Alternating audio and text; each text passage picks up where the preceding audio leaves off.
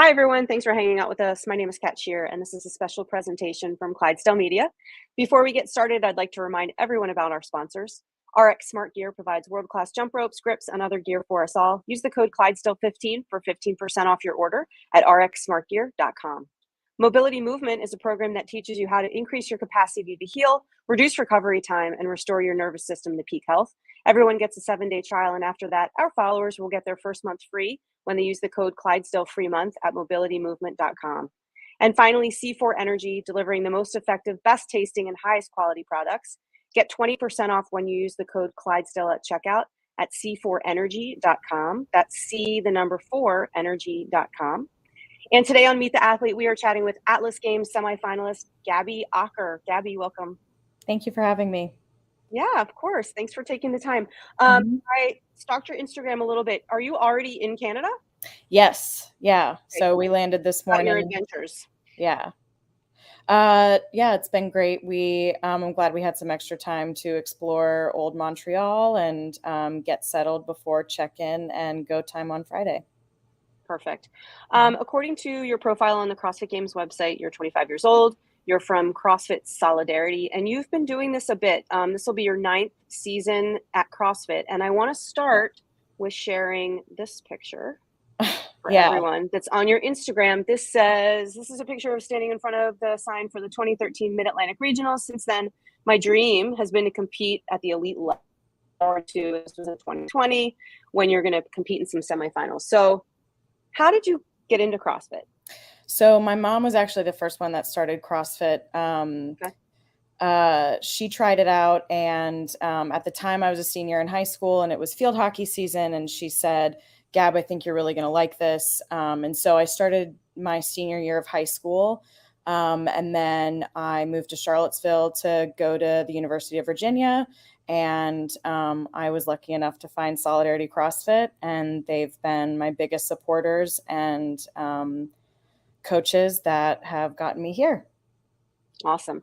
And you're no stranger to semifinals. Like I mentioned before, you were at MACC in 2021, and during the sanctional season in 2020, before the world, evaporated. Literally 3 weeks before the world shut down.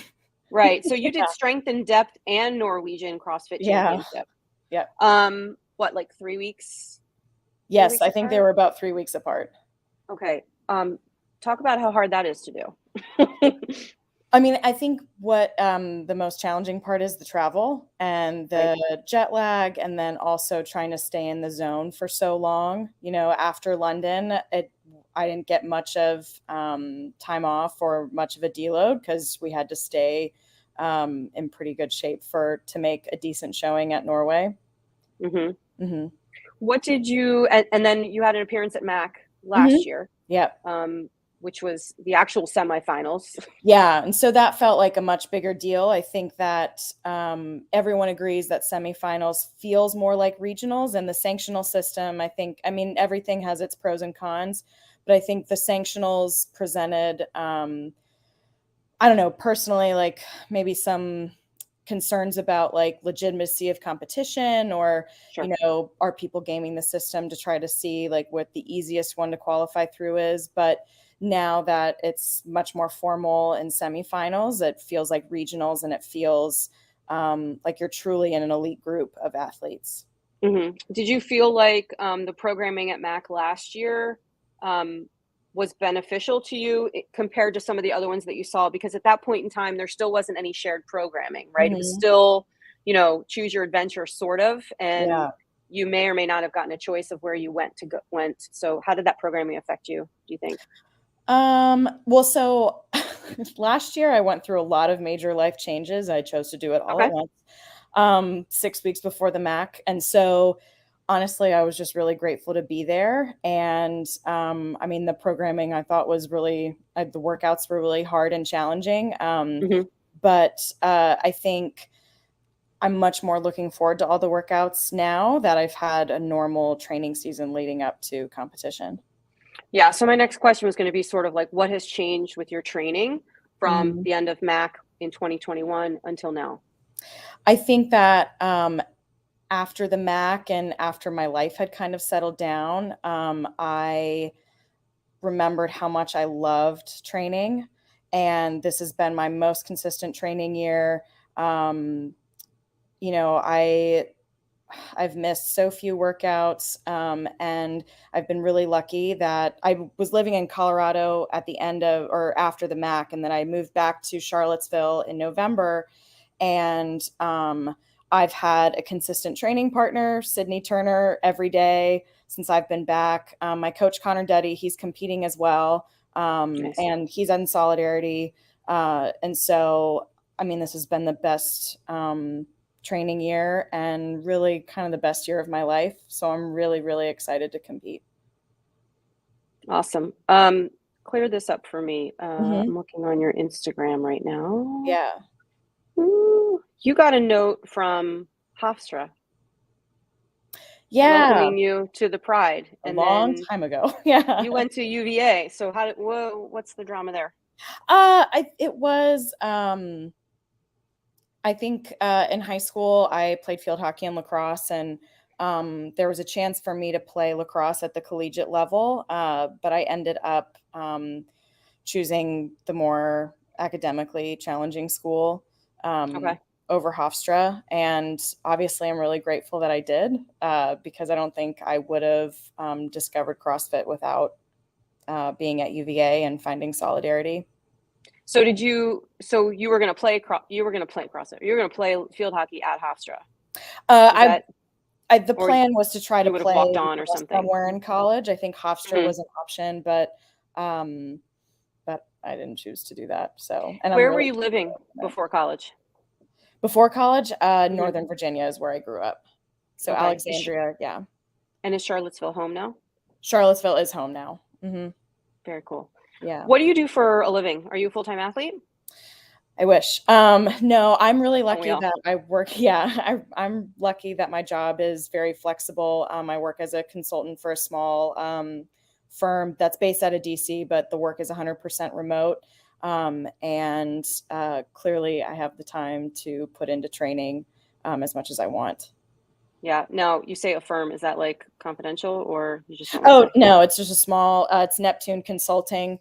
It's just not one of the big companies like Deloitte or. Oh, when you say firm, you mean a consulting firm. Okay. Yeah. I thought you were just being very vague, like. Oh, no. You know, like, do you work for the government or what's going on there? No, not that. I wanted to share this note. This is really cool. This is a note from your mom. Yeah. That you found on your desk, and it just says, "I wanted to tell you how proud I am of you for speaking up for yourself today. I'm so lucky to go through life as your mom." She sounds awesome. My mom is really great. Yeah, let's dive into that just a little bit. You've got a lot of sweet pictures of her on your feed and everything else. What you said that she introduced CrossFit to you? Yeah, so she had been looking for something to kind of change up her fitness routine. She had been running for a while, but I think that had gotten stale. And so when she found CrossFit and she fell in love with it, and both my parents have been athletes their entire lives. And I think CrossFit allowed my mom to express how much of a strength and a power athlete she is. And that's where I got all of my strength and my power and my coordination from. And we joke that I got my mental strength from my dad, because my mom and I would both prefer just to sprint 50 meters and then we're done. But yeah, and my parents have always been extremely supportive, and we're very lucky that we get to, they're here with me, but that we've gotten to travel the world together for this. Yeah. So were they with you in Europe when you did those other? Yeah, my dad got to go. And I think I have a post on that in on my Instagram, but my dad got to go with me to London and Norway. Awesome. Very cool. 3 of your 4 Instagram posts, your very first Instagram posts, are of either dogs or cats. Yeah. So I know we're going to be friends just right off the bat, because animals are everything. I'd rather probably spend my time with dogs and cats than people most of the time. Yeah. Tell us about your brood right now. Who currently are you taking care of? Well, so I had to, I have a dog now personally, and his name is Miko. He's he's mostly Bernese Mountain Dog. And I got him at the, March of 2020. And he is the light of my life. He's so precious. I know I have so many pictures of him on there. I think I have 2 highlight reels dedicated to him. Pull them up right now. Hold on, I'm getting all. Keep going. Who are these guys? Are these your parents' dogs? Yeah. One of them, unfortunately, is no longer living, but right now Miko is hanging out with Danny, who's not super psyched to have a 2.5-year-old running around. Is he a little older? Is he a senior dog now? Yeah, Danny just turned 10. Okay. Oh, wow. And Miko is so far from 10. And Miko's, you said, is a Bernese mountain dog? Yeah, he's mostly Bernese. And I got him at March of 2020. So kind of right when, there he is. Right when COVID started, and it was really special because, the world shut down. And at the time I was full-time at Solidarity. And so I got to have him with me every day, training by myself. Yeah. Which means adorable. We both have some pretty severe separation anxiety, but did those shoes survive, by the way, after you took the picture? You took the picture, right? Yeah, for the most part. Maybe. Yeah. I have a picture of my dog who he got into my RX Smart Gear jump rope and shredded the handle, which is the most expensive part of the rope. He couldn't have just bitten through the cable or anything. He had to do that. Yeah. I want to show everybody this picture, this video, because it's super impressive, and you've got a big lift happening this weekend, and I just want to show everyone how easy this split jerk looks. So this is a PR at 245. Yes. I mean, and it looks like 150. Hello. Oh, thank you. Good gracious. Okay. So would you say that you are more of a strength athlete than a engine athlete? Yeah, 100%. I'm working every day to turn those type 2 fibers to something closer to type 1. But yeah, I think I walked into CrossFit with a lot of raw strength, and I've worked on technique for a long time, and I'm really grateful that the strength workout this year is a clean and jerk. That's my favorite, hands down. Oh, that's awesome. Yeah. Have you done like a MACC weekend training session? Yeah, so we I think we did it maybe a week after or maybe when the semifinals started. Okay. But my coach Connor Duddy works with Training Think Tank, and so we did the workouts that he had done at his training camp with them.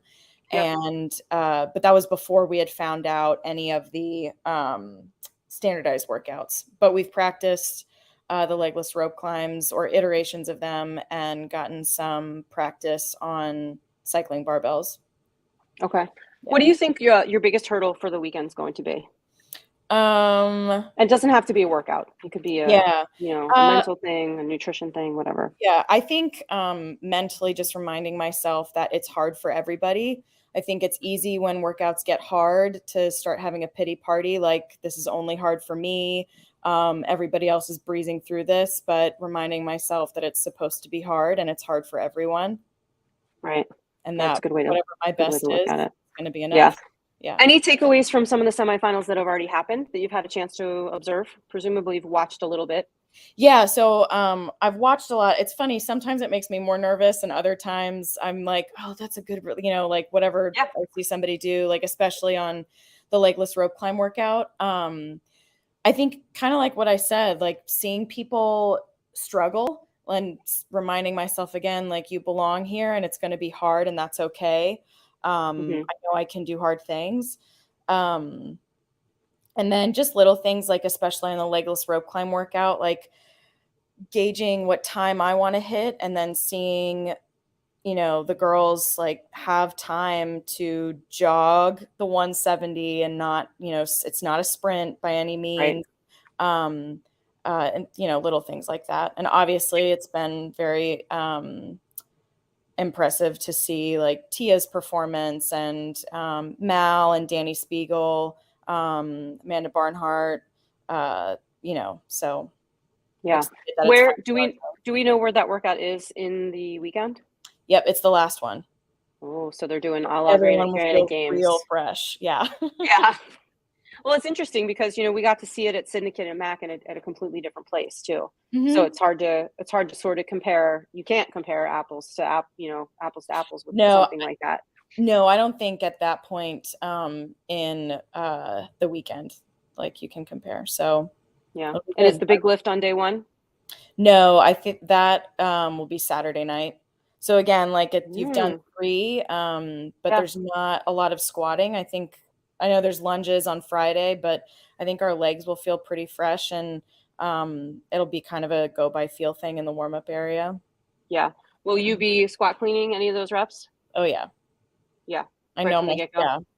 Yeah. Probably. I mean, I think it'll depend on how I'm feeling in the warm up area too. I'm Mm, pretty confident in my power clean, but I also know that my legs can handle it yeah.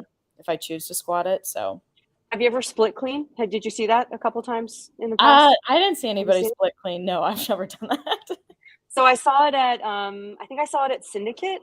I saw a guy do it at Syndicate, and I saw probably another guy doing it at Granite Games. And the commentators were saying something about it, but I felt like it was more of just a way to save your legs a little bit, right? If you had to squat clean and you're really good at split cleaning, which clearly takes practice, and you don't want to be like, you know, let's try this Yeah, today, on kind good of a day, thing. But it was an interesting strategy to maybe save your legs for those squats if squatting maybe isn't your strong suit. yeah. You know, thought it was cool. I've That's tried not it a couple the case. I'm times. gonna squat Super it. weird.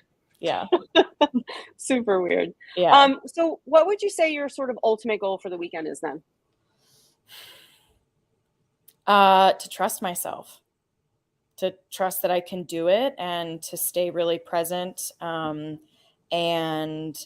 uh, remind myself that it's about the effort. And I have an idea of where I want to end up on the leaderboard, but um, it's much more about walking away and knowing that I did the best that I could.